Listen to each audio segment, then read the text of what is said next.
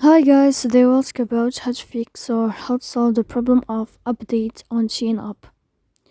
To know how to fix or how to solve the problem of update on Shein app, you should just go to settings.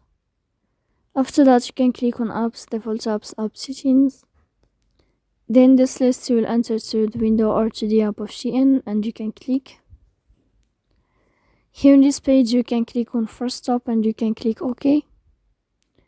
Here we'll enter to the window of storage. Then you can click clear cache. Don't click clear data because that can cause you errors or can delay your account.